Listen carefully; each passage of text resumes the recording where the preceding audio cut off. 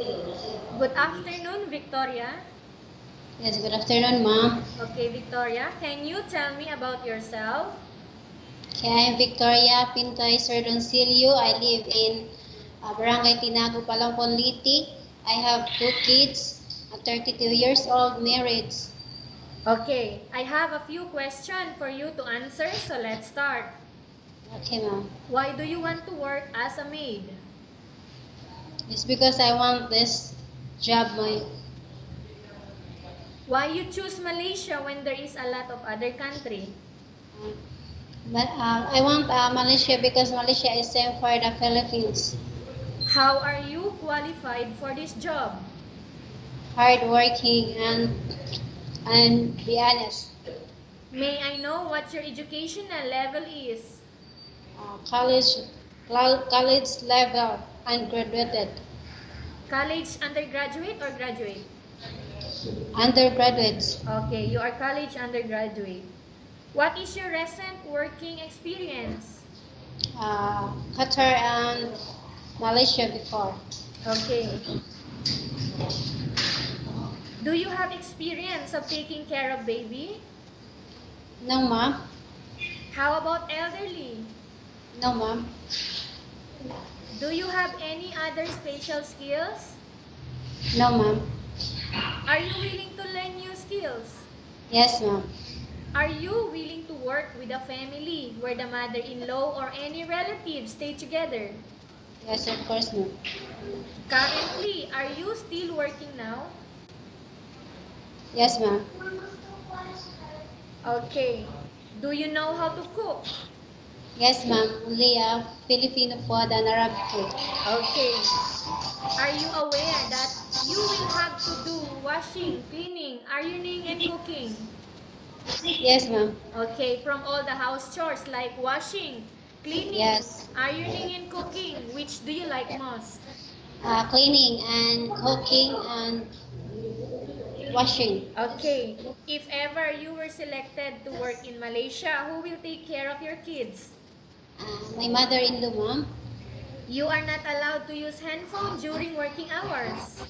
Yes, ma'am. You are only allowed to use handphone after you finish all the works and when going to bed. Okay, ma'am. You are strictly needed to surrender the handphone to your employer in the morning and your employer will return back to you once you're going to bed. Okay, ma'am.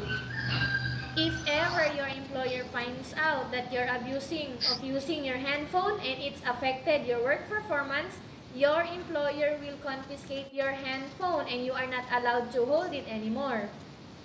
Okay, ma'am. Instead, your employer will allow you to call to your family 3 times in a month. You only allowed to bring normal phone and you are not allowed to bring smartphone. Are you agreed for the terms and Yes. conditions? Yes, ma'am. I agree. Are you agree to the rules and regulation for the handphone? Yes, ma'am. How many years is the contract as you agreed and understands? 2 years, ma'am. Can you describe for me your ethics, your attitude? Be honest and helpful. How can you assure to us that you will work hard in Malaysia?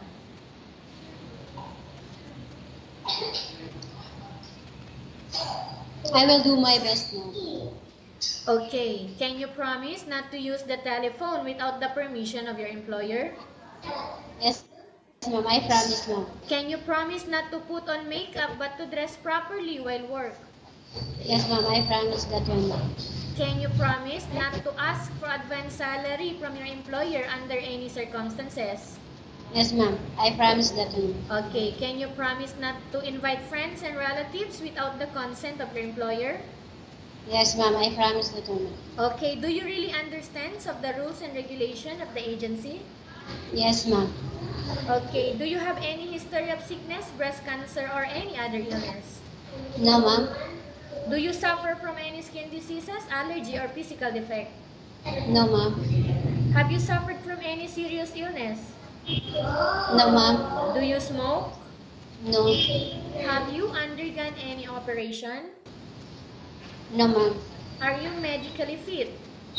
Yes, ma'am. Are you in any medication right now? No, ma'am. Are you allergic with any food?